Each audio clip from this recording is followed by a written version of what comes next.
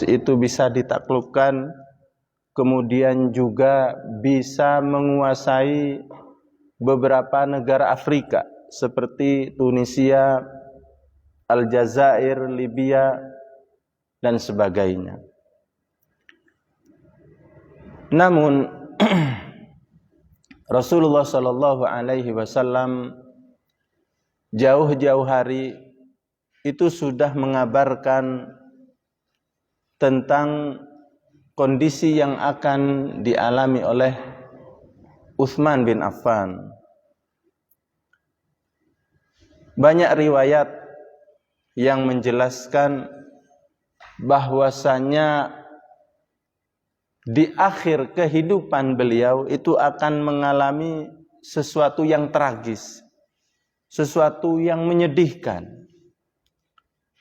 Namun ini adalah bentuk pengorbanan beliau supaya darah kaum muslimin satu pun tidak ada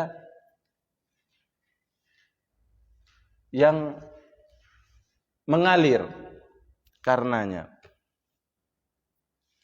Banyak riwayat yang menjelaskan akan terbunuhnya beliau, seperti riwayat yang sahih yang diriwayatkan oleh Imam Ahmad di dalam musnadnya, Imam At-Tirmidzi dan yang lainnya dari Abdullah ibnu Umar radhiyallahu anhuma, bahwasanya ia berkata, Dzakara Rasulullah sallallahu alaihi wasallam fitnatan. Pernah Rasulullah sallallahu alaihi wasallam menyebutkan sebuah bencana.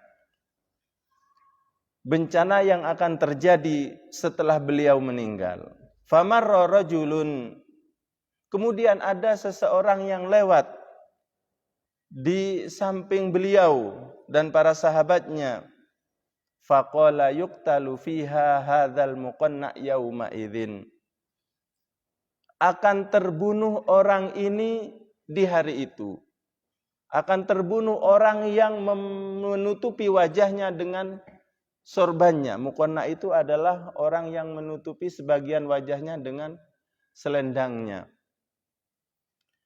Qala, kemudian Abdullah ibnu Umar berkata, fanadhartu, maka aku lihat orang yang lewat tadi, fa idza huwa Utsman bin Affan. Ternyata orang itu adalah Utsman bin Affan. Kemudian di dalam riwayat yang lain yang diceritakan oleh seorang sahabat yang bernama Ka'ab bin Murrah. Ka'ab bin Murrah adalah seorang sahabat yang secara kehidupan umurnya lumayan panjang. Yang mana beliau ini meninggal hampir di tahun 60 Hijriah, tahun 50 sekian. Beliau meninggal dan beliau ini tinggal di Kufah, kemudian pindah ke Urdun dan meninggal di sana. Beliau menceritakan sesuatu yang hampir serupa dengan apa yang diriwayatkan oleh Abdullah ibnu Umar. Ia mengatakan faqad sami'a Rasulullah sallallahu alaihi wasallam yadhkuru fitnatan faqarrabaha. Ka'ab bin Murrah pernah mendengar Rasulullah sallallahu alaihi wasallam menyebutkan sebuah bencana yang mana bencana itu akan terjadi dalam waktu dekat. Famarra Utsman muqanna'an, maka di saat Rasulullah bercerita, Utsman yang menutupi wajahnya lewat. Faqala an-nabiy sallallahu alaihi wasallam, kemudian Nabi sallallahu alaihi wasallam mengatakan wa huwa yushiru ila Utsman, sedangkan beliau itu menunjuk tangannya ke Utsman. Hadza yauma idzin wa ashabuhu alal haqqi wal huda. Orang ini nanti dan kawan-kawannya itu berada di atas kebenaran dan petunjuk. Tentu riwayat ini walaupun mungkin entah itu cerita atau dalam satu majelis atau di majelis yang lain, namun ada kesamaan. Sampai-sampai Ka'ab bin Murrah ini ingin memastikan 100%. Khawatir Rasulullah Shallallahu Alaihi Wasallam salah orang, sehingga Ka'ab bin Murrah ini mengampiri Utsman bin Affan, kemudian diajak ke depan Rasulullah Shallallahu Alaihi Wasallam, kemudian berkata kepada Rasulullah, wahai Rasulullah, apakah orang ini yang antum maksud? Maka Rasulullah menjawab, iya, ya orang ini.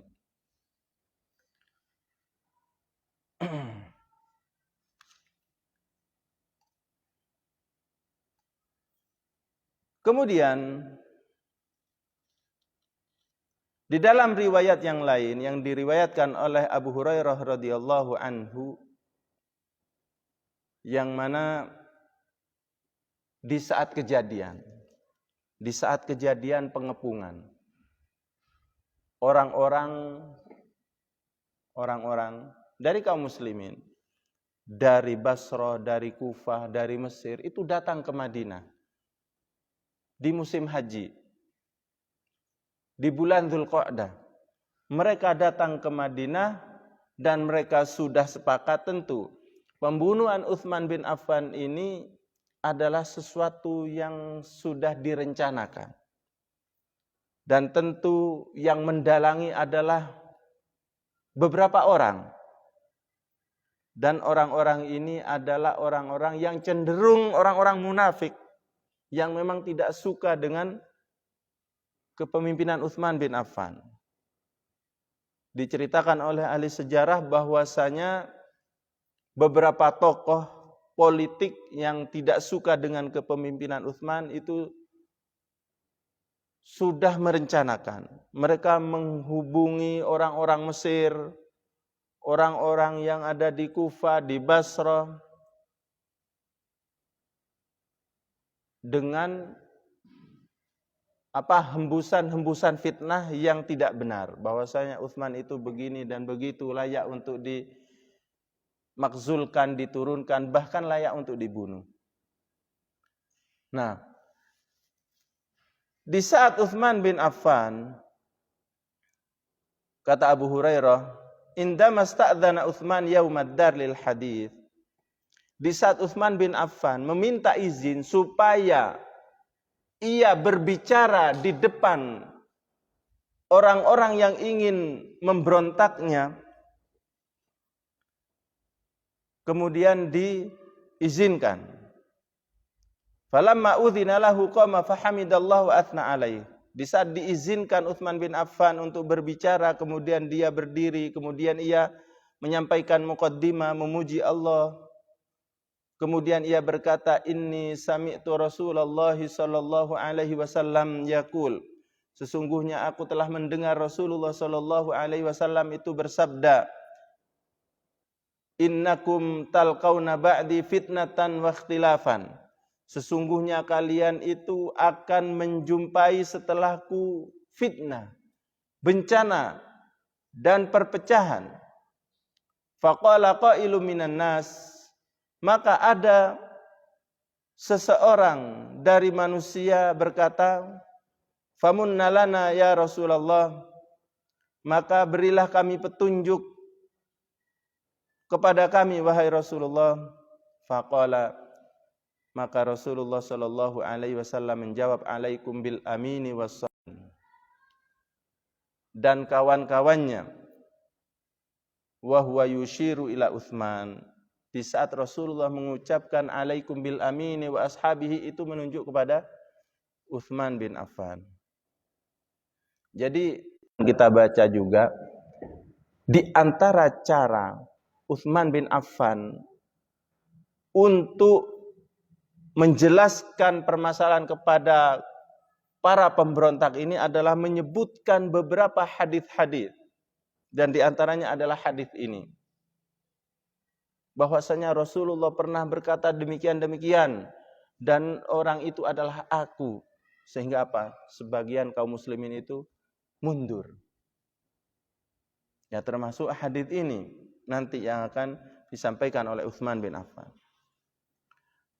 Kemudian di dalam riwayat yang lain, Rasulullah Shallallahu Alaihi Wasallam telah menyebutkan bahwasanya fitnah yang akan terjadi itu di antara tahun 35-an Hijriah.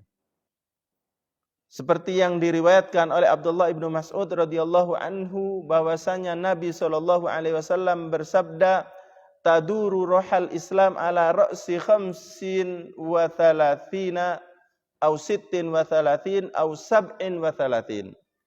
Itu akan berputar roda yang akan menghancurkan Islam itu di tahun 35 atau 36 atau 37. Hadis ini menjelaskan bahwasanya fitnah itu akan terjadi di tahun 35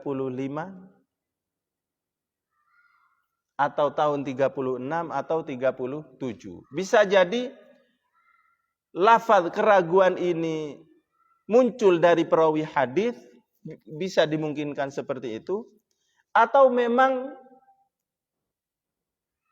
itu adalah keraguan itu memang murni dari Nabi Shallallahu Alaihi Wasallam. Ya kalau tidak 35, 36, kalau tidak 36, 37. Atau kata para ulama, di sini ada penambahan satu huruf a, hamzah, au. Bisa jadi ini adalah kekeliruan dalam penulisan hadis, sehingga yang ada sebenarnya itu adalah ra'si khamsin wa thalathin wa sittin wa thalathin wa sab'in wa thalathin. Bisa. Itu 3 tahun di 3 titik ini itu memang akan terjadi fitnah. Memang iya. Di tahun 35 itu terbunuh Utsman bin Affan. Kemudian di tahun 36 itu terjadi perang Siffin, perang Jamal, dan 37 itu terjadi perang Siffin. Antara yaitu di saat Ali bin Abi Thalib memimpin khilafah.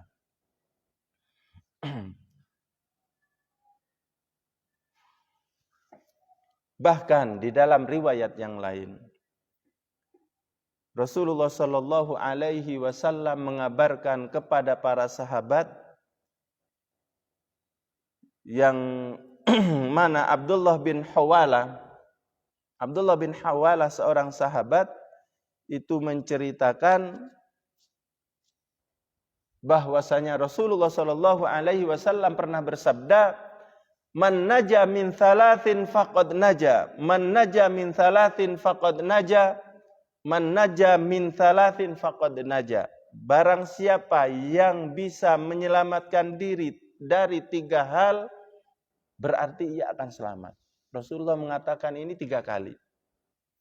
Apa 3 hal yang mana seseorang itu akan selamat dari 3 hal ini? Mauti, yaitu di saat aku meninggal. Nah, di saat meninggalnya Rasulullah, banyak kaum muslimin itu tidak selamat. Apa yang terjadi? Murtad, banyak yang murtad dari kaum muslimin. Wad Dajjal, kemudian nanti munculnya Dajjal. Itu akan banyak kaum muslimin yang akan menjadi pengikut Dajjal. Kemudian yang ketiga, wa qatlu khalifatin mustabirin bil haqqi mu'tihi. Yang ketiga, di saat terjadi pembunuhan khalifah yang sabar, yang mana khalifah ini memberikan nyawanya kepada para pembunuhnya. Jadi fitnah terbunuhnya Utsman bin Affan itu juga merupakan ujian yang sangat berat bagi kaum muslimin.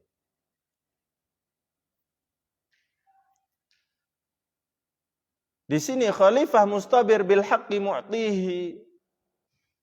Ahli hadis menjelaskan bahwasanya yang dimaksud khalifah ini adalah Utsman bin Affan, karena tidak ada lagi khalifah yang terbunuh secara sabar, bahkan ia memberikan nyawanya kepada para pembunuhnya.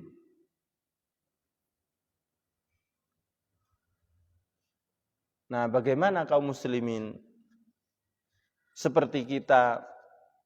Tentu kita juga harus menyelamatkan diri dari bencana atas terbunuhnya Utsman. Bagaimana caranya?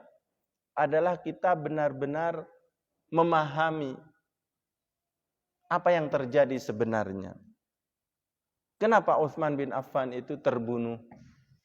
Bukankah dia seorang khalifah besar? Bahkan kekuasaannya itu menembus Eropa, menembus Afrika, namun ia tidak bisa menyelesaikan hanya 3.000 orang dari pemberontak. Kenapa Utsman dan para sahabat itu seakan-akan diam?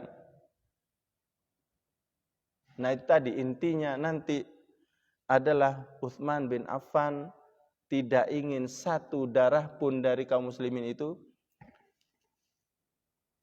mengalir. Banyak para sahabat sebenarnya yang ada di Madinah itu benar-benar siap untuk membela Utsman bin Affan. Nanti bagaimana tindakan orang-orang bodoh yang ingin menjatuhkan Utsman itu melakukan tindakan-tindakan yang sebenarnya menurut kita itu tidak logis. Utsman bin Affan itu nanti tidak boleh sholat di Masjid Nabawi. Di saat khutbah langsung dipotong, wahai orang yang sangat hina. Sampai-sampai para sahabat itu benar-benar dibuat tidak berdaya oleh manusia-manusia bodoh ini.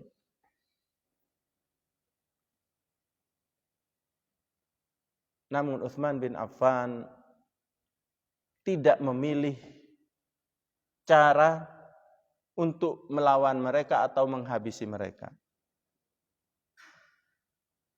Kenapa? Karena banyak sekali arahan-arahan secara pribadi dari Rasulullah Shallallahu Alaihi Wasallam terhadap beliau di saat menghadapi manusia-manusia yang sangat bodoh ini.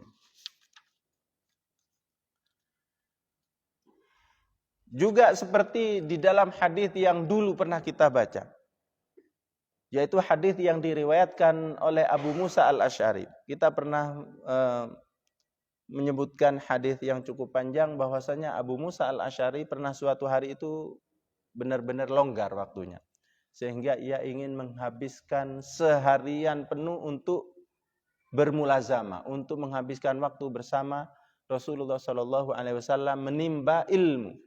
Sehingga dicarilah Rasulullah di masjid, tidak ada, di rumahnya juga tidak ada. Maka dicari informasi, oh ternyata Rasulullah berada di sebuah kebun yang dipagari. Maka Abu Musa al-Asy'ari meminta izin untuk menemani, dan diizinkan oleh Rasulullah Shallallahu Alaihi Wasallam. Kemudian ditugaskan untuk menjaga di pintu.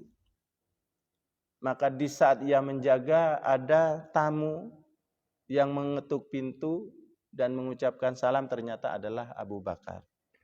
Kemudian Abu Musa al-Asy'ari menyampaikan kepada Rasulullah bahwasanya di luar ada Abu Bakar ingin bertemu.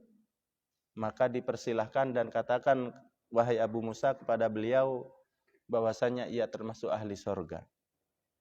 Kemudian setelah itu ada tamu lagi, yaitu Umar ibnul Khattab. Kemudian diizinkan dan disampaikan bahwa saja dia termasuk penduduk ahli surga. Kemudian yang ketiga, Utsman bin Affan juga minta izin untuk bertemu, dan diizinkan dan disampaikan, sampaikan Abu Musa al-Asy'ari kepada beliau bahwasanya dia termasuk ahli surga, namun kematiannya atas musibah yang akan ia hadapi.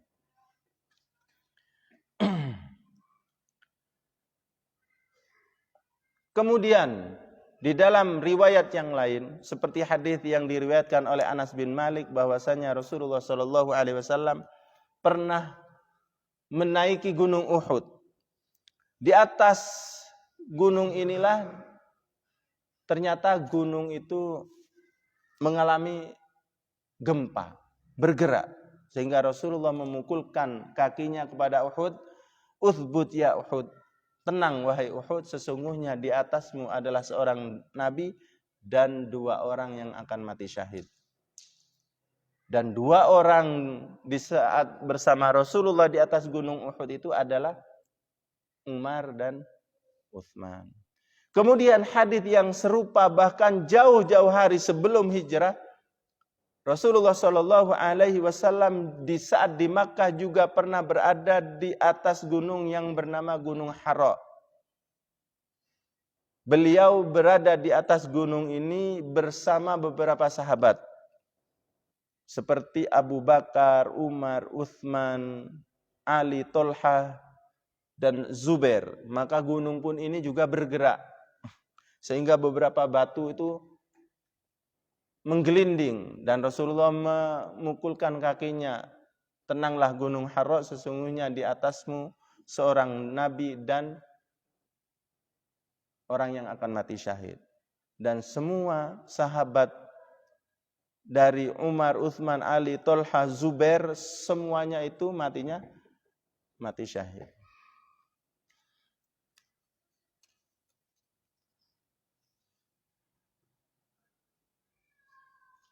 Kemudian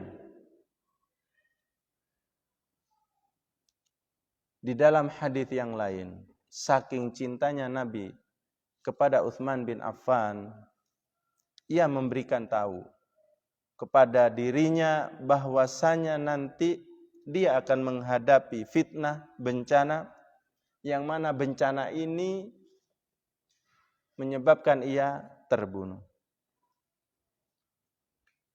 Dan ini disampaikan langsung oleh Utsman bin Affan kepada seluruh para sahabat di Madinah di saat dia dikepung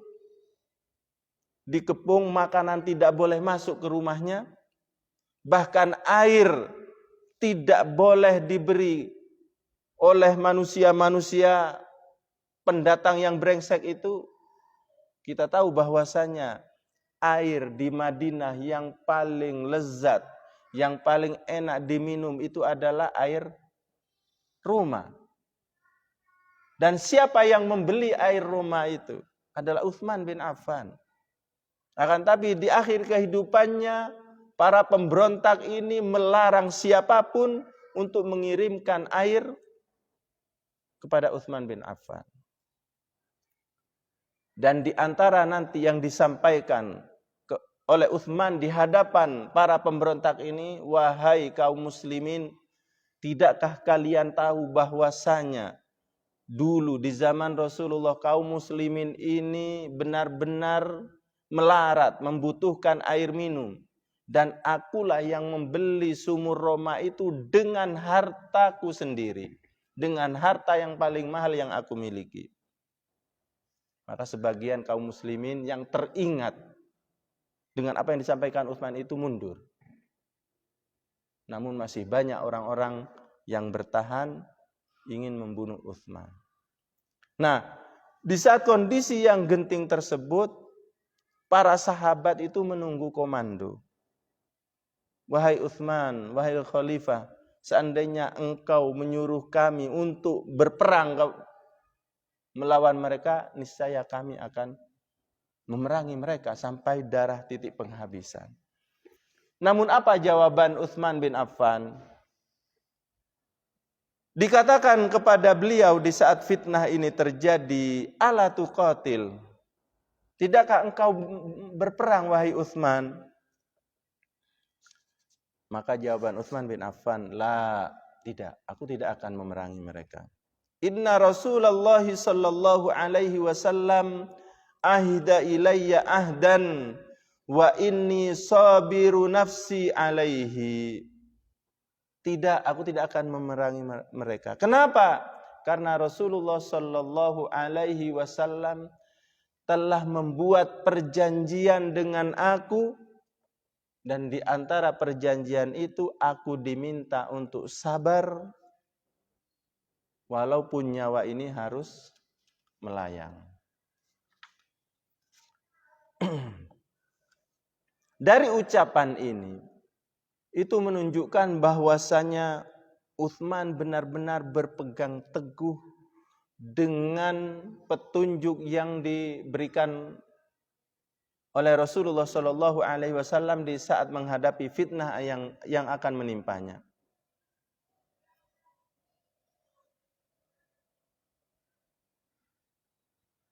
Kemudian di dalam riwayat yang lain itu ada tambahan penjelasan yang mana di antara wejangan Nabi yang dipegang erat oleh Utsman bin Affan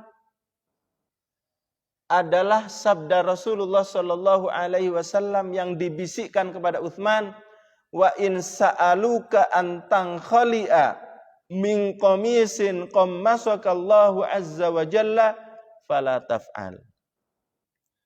Wahai Utsman, seandainya mereka nanti meminta kepadamu untuk melepaskan baju yang telah Allah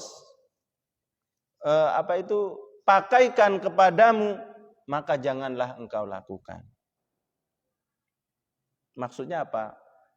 Kalau nanti orang-orang bodoh meminta kamu untuk turun dari kepemimpinan, maka jangan kau lakukan, jangan kau turuti. Jadi tujuan orang-orang pemberontak ini itu cuman ada dua. Tapi membunuhnya itu adalah tujuan utama, itu sesuatu yang pasti. Berharap supaya Utsman turun dari khalifah, dan yang kedua adalah membunuhnya. Seandainya Utsman pun menuruti keinginan mereka turun dari jabatan khalifah, tetap mereka akan membunuh. Karena kedengkian itu benar-benar sudah mengakar di hati mereka.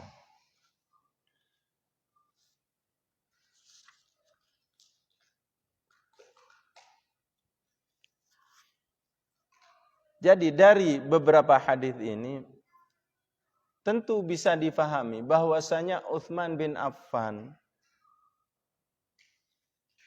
itu sudah diberikan tahu bahwasanya ia suatu saat nanti akan menjabat menjadi khalifah. Walau demikian, Utsman bin Affan adalah tipe orang yang sangat jauh dari sikap ambisi terhadap kepemimpinan.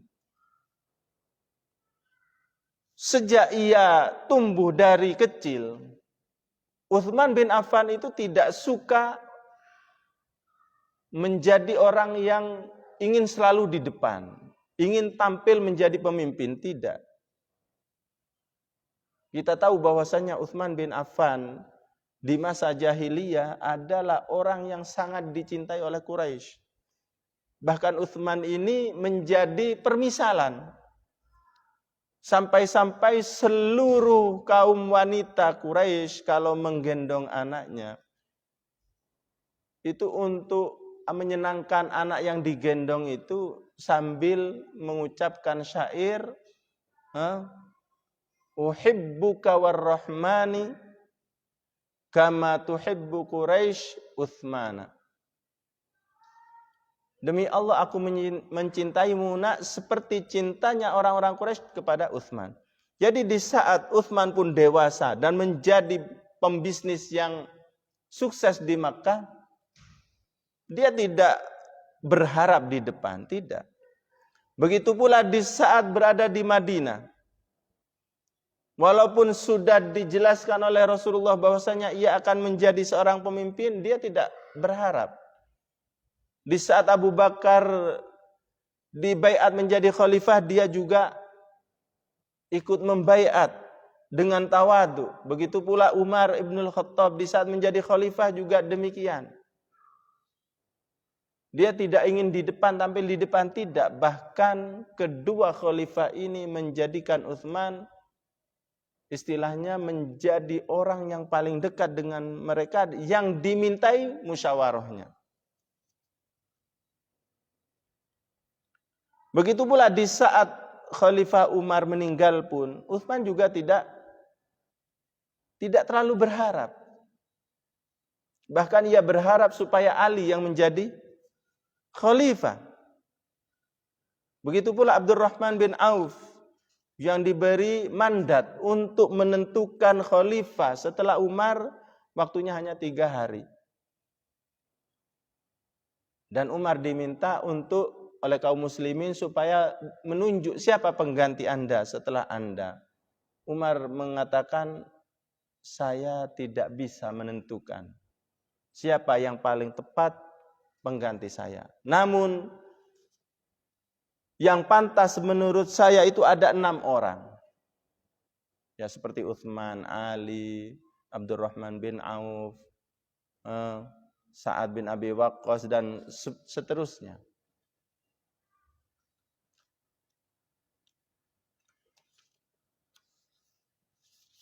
Sehingga Utsman bin Affan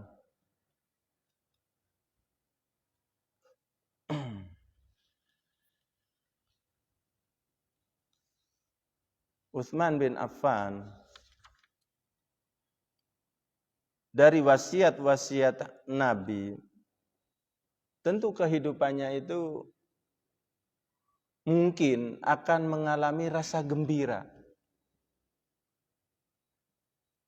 Karena dia berada di posisi yang benar, bahwasanya dia akan menjadi khalifah yang benar, tidak keliru dalam kepemimpinannya, namun bercampur dengan rasa sedih. Apa sedihnya? Fitnah yang akan dihadapinya. Di dalam riwayat yang lain, bahwasanya petunjuk-petunjuk Nabi kepada beliau ini sering disampaikan secara rahasia berdua. Hal itu dijelaskan oleh Aisyah radhiyallahu anha.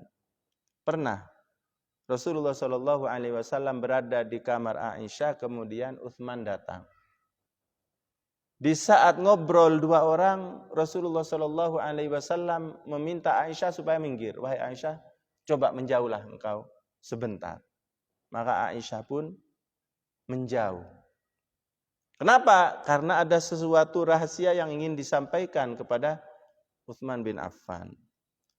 Sehingga di saat Aisyah radhiyallahu anha ingin menjauh, ia sempat mendengar apa yang disampaikan Rasulullah kepada Utsman. Di antara yang didengar oleh Aisyah, Aisyah mengatakan, falam ahfadz min qaulihi illa annahu qala. Maka saya tidak hafal apa yang disampaikan oleh Rasulullah kepada beliau, kepada Utsman, kecuali hanya ucapan annahu qala, bahwasanya Rasulullah berkata, wa in sa'aluka an tankhali'a min qamisin qammasakallahu azza wa jalla fala taf'al.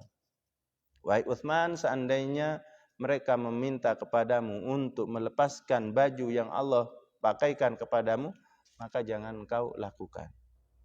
Ini termasuk ucapan rahasia yang disampaikan yang sempat didengar oleh Aisyah, bahwasanya Utsman diminta supaya tetap bertahan dengan kepemimpinannya apapun yang terjadi.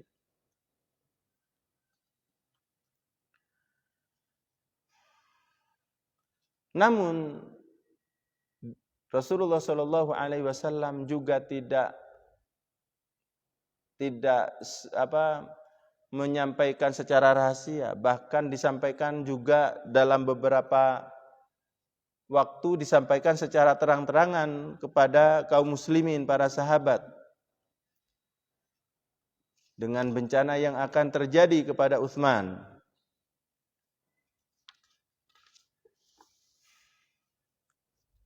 Sehingga dari riwayat-riwayat itu bisa kita fahami kenapa Utsman bin Affan tidak mau memerangi mereka, namun juga Utsman bin Affan tidak mau turun dari kepemimpinannya, yaitu karena ada perjanjian dengan Rasulullah Shallallahu alaihi wasallam, banyak arahan-arahan supaya Utsman bin Affan jangan melawan, namun juga jangan sampai melepaskan kekuasaannya.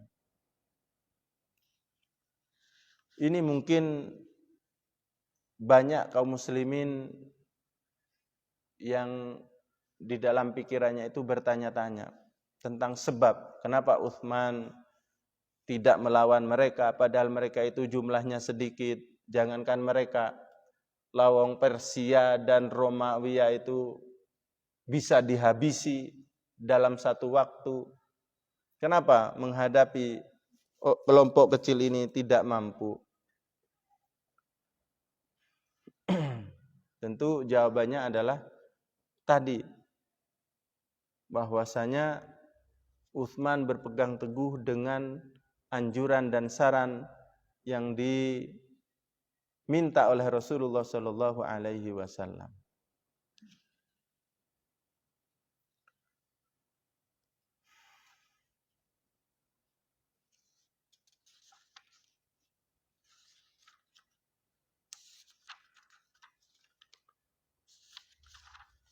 Baik, ini adalah beberapa riwayat yang menjelaskan bahwasanya Utsman akan mengalami hidup yang menyedihkan di akhir kehidupannya. Kemudian bahasan berikutnya itu adalah tentang alasan-alasan yang dibuat-buat oleh para pemberontak, yang mana Utsman dikatakan tidak layak sebagai pemimpin, bahkan layaknya untuk dihabisi. Di antara hal-hal atau alasan-alasan mereka untuk keluar dari kepemimpinan Utsman bin Affan adalah Utsman bin Affan ini tidak ikut perang Badar. Utsman bin Affan dianggap oleh orang-orang ini adalah sahabat yang penakut, yang tidak memiliki kelebihan di perang Badar.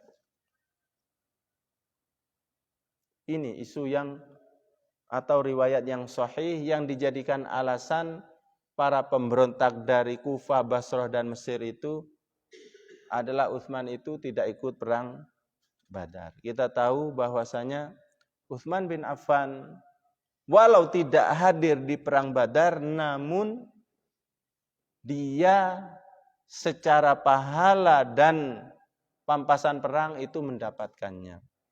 Secara pahala dia mendapatkan pahala seperti orang-orang yang ikut berperang.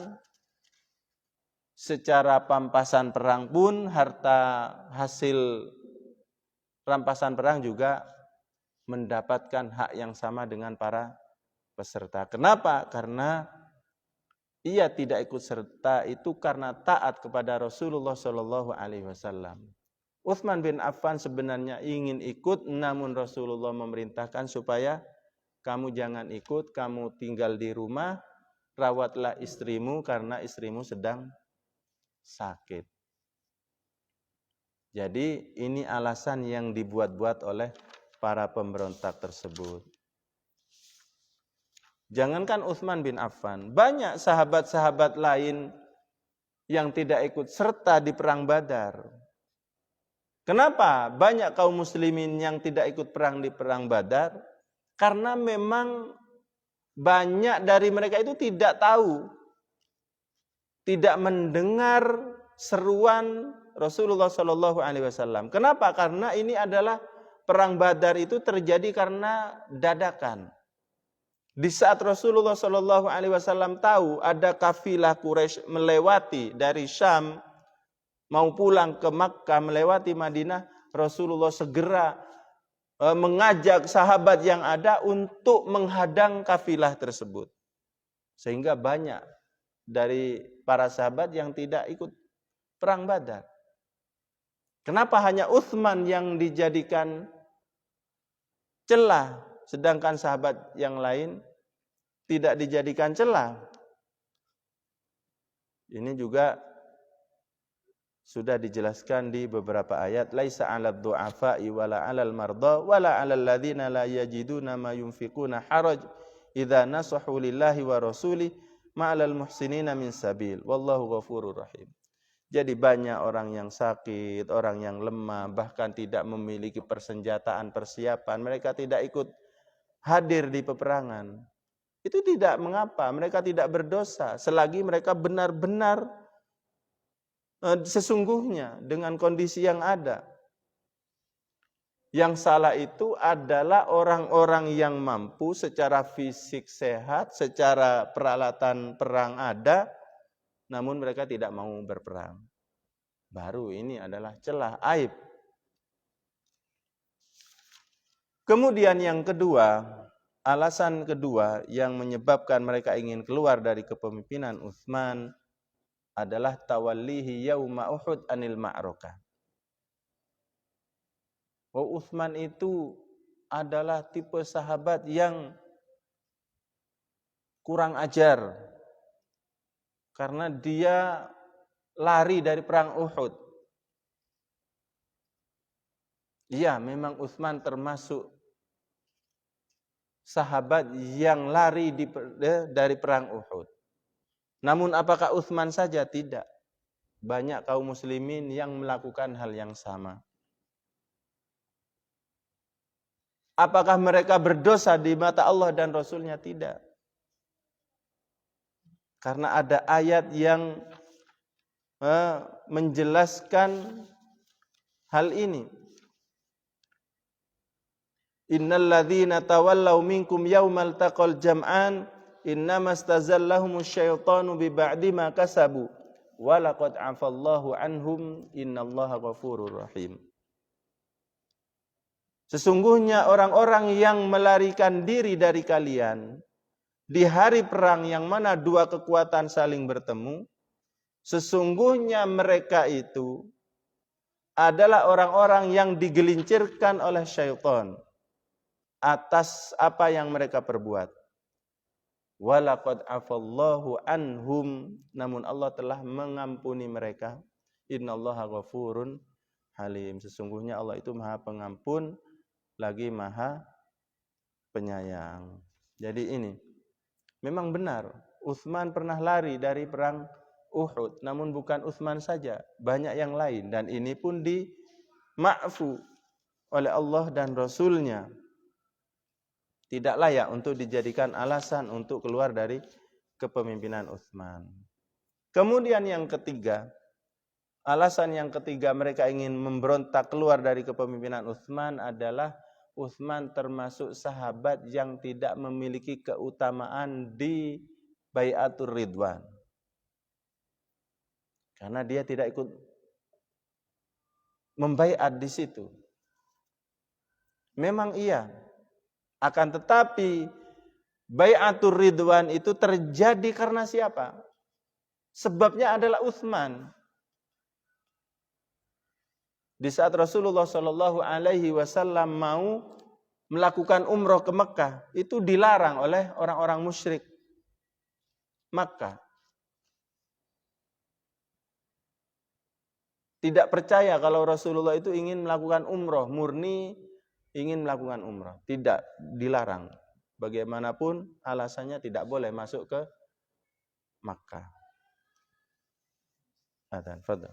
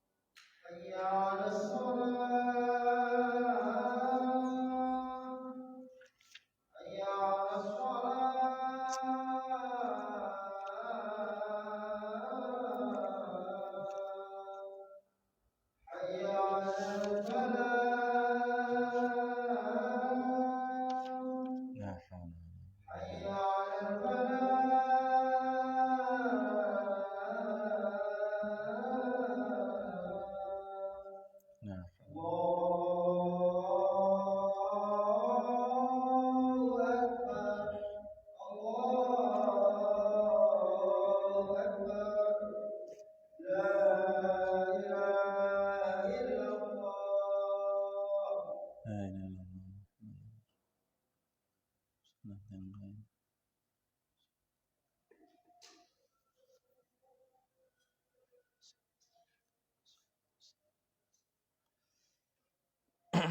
kita lanjutkan satu alasan ini.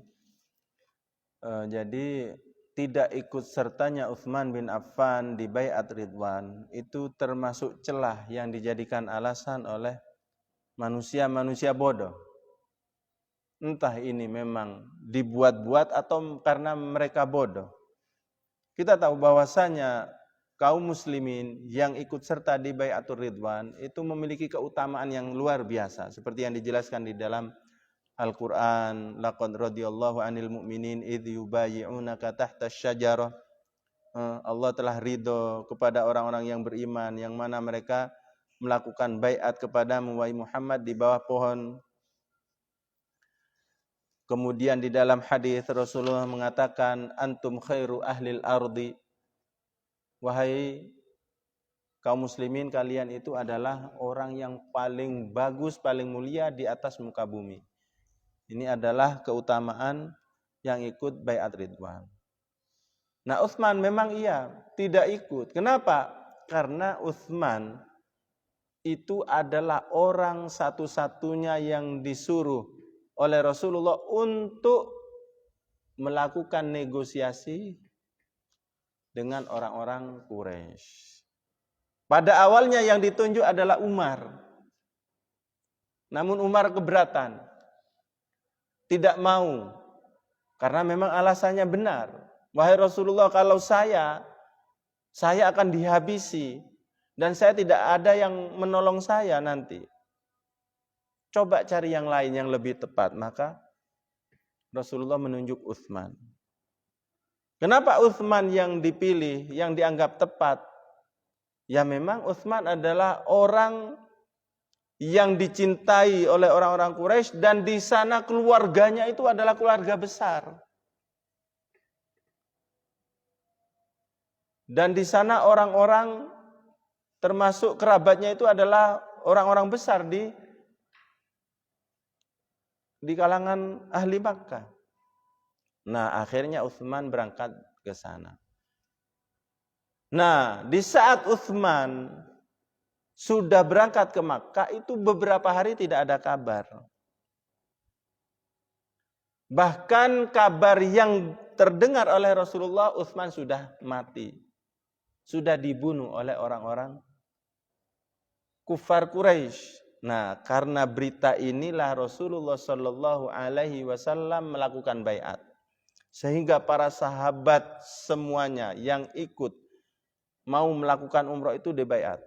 Ayo kamu berjanji hidup mati untuk membela Utsman. Kita harus berperang dengan orang-orang Quraisy. Apapun yang terjadi, jangan sampai lari, tetap sampai darah penghabisan kita akan berperang. Kenapa Rasulullah melakukan baiat ini? Karena ingin balas dendam atas kematian Utsman. Nah, kalau Utsman dicarikan celah karena dia tidak ikut baiat, ya betapa bodohnya orang ini. Karena baiat Ridwan itu terjadi karena sebab Utsman. Bahkan di baiat itu terakhir Rasulullah membaiatkan tangan kanannya dengan tangan kirinya. Ini adalah baiat untuk Utsman bin Affan. Tangan Utsman tidak membaiat Rasulullah, akan tetapi tangan Rasulullah dijadikan pengganti untuk baiatnya Utsman bin Affan. Siapa yang lebih mulia? Utsman bin Affan. Dibandingkan dengan seluruh sahabat yang ikut baiat tadi. Kenapa? Karena mereka membaiat dengan tangan mereka sendiri. Akan tetapi Utsman bin Affan, baiatnya beliau itu adalah tangan Rasulullah dengan tangan Rasulullah.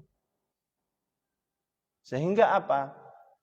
Alasan yang dibuat untuk keluar dari kepemimpinan Utsman oleh orang-orang bodoh ini tidak tepat. Dan 3 alasan ini adalah alasan secara riwayat itu sahih. Secara riwayat itu benar-benar ini alasan yang dijadikan sebab mereka ingin memberontak. Hal itu dijelaskan di dalam riwayat yang sahih, yang mana ada seorang dari Mesir itu datang kepada Abdullah ibnu Umar, itu bertanya tentang 3 hal tadi. Wahai Abdullah, apakah Utsman tidak ikut perang Badar? Iya. Apakah Utsman bin Affan lari dari perang Uhud? Iya. Apakah Utsman bin Affan tidak ikut perang Ridwan? Iya. Akhirnya orang Mesir ini bertakbir, Allahu Akbar. Merasa gembira bahwasanya ia datang jauh-jauh dari Mesir itu ingin memberontak karena memang Utsman tidak layak menjadi pemimpin karena tadi 3 hal tadi. Sebelum ia berpaling, oleh Abdullah ibn Umar dipanggil, sini kamu. Kenapa kamu kayaknya bergembira setelah mendengar itu? Ketahuilah bahwa akhirnya dijelaskan, Umar tidak ikut perang Badar itu sebabnya gini. Utsman bin Affan lari dari perang Uhud itu sebabnya gini. Dan Allah telah mengampuni beliau dan yang lainnya. Bai'at Ridwan tidak hadir juga sebabnya ini. Akhirnya orang ini tidak bahagia lagi dengan alasan-alasan yang ia sampaikan tadi atau yang ditanyakan lagi. Baik, kita cukupkan sekian. Insyaallah di bahasan berikutnya adalah alasan-alasan lain. Kemudian setelah itu kita tidak perlu menyebutkan, karena alasan-alasan itu banyak ya. Tapi yang kita sebutkan yang sahih saja. Kemudian nanti langsung kita akan memasuki terhadap siapakah dalang-dalang dari orang-orang ini, kemudian bagaimana mereka datang ke Madinah dan seterusnya. Wallahu a'lam bishawab. Kita tutup dengan doa kafaratul majlis. Subhanakallahumma wa bihamdik asyhadu an la ilaha illa anta astaghfiruka wa atubu ilaik. Wassalamualaikum warahmatullahi wabarakatuh.